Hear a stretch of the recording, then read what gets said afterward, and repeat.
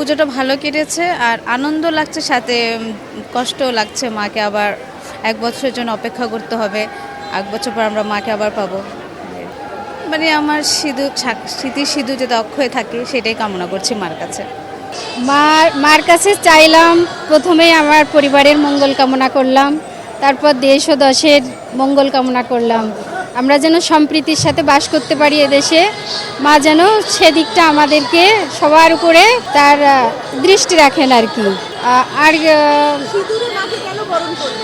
সিঁদুরে মাকে কেন বরণ করলাম, তো মা তো আজকে তার স্বামীর কাছে চলে গেলেন কৈলাসে, এবং আমরাও যাতে আমাদের স্বামী সন্তান নিয়ে ভালো থাকতে পারি সেই উদ্দেশ্যে মায়ের আশীর্বাদ স্বরূপ এই সিঁদুর, তো সেটা দিয়েই আজকে আমাদের আনন্দ করা আর কি।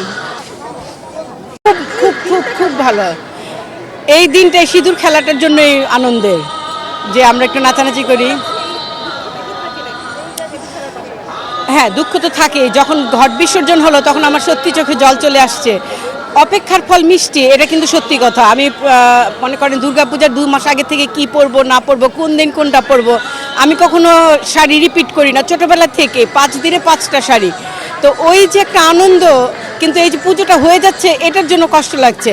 তবে বিজয়া, শুভ বিজয়া আসছে বছর আবার হবে। মা দুর্গার কাছে প্রার্থনা করি আমরা যেন সুখে সমৃদ্ধে আমাদের দেশটা ভরে উঠুক, সবার মনে যেন সাম্প্রদায়িক কোনো মানে বিন্দু মাত্র কোনো রকম কিছু না থাকে। আমরা ঢাকায় যেমন আনন্দ করি, সারা বাংলাদেশের সবাই যেন এরকম আনন্দ করতে পারে, এই প্রার্থনা। শুভ বিজয়া। মার চরণে সিঁদুর ছুঁয়ে এই প্রার্থনা করব, বাংলাদেশের মানুষ, হিন্দু সম্প্রদায় সবাই যেন ভালো থাকে, সকল অশুভ শক্তি যেন মা নির্মূল করে দিতে পারে, সেই প্রার্থনা। মায়ের কাছে একটাই প্রার্থনা থাকবে, মানে মা যেন সবাইকে খুব ভালো রাখে এবং প্রত্যেকটি বছর যেন মায়ের চরণে আমরা সিঁদুর দান করতে পারি। পদ্মা সেতু, মেট্রো রেল এবং এলিভেটেড এক্সপ্রেসওয়ে নির্মাণের গর্বিত অংশীদার বসুন্ধরা সিমেন্ট।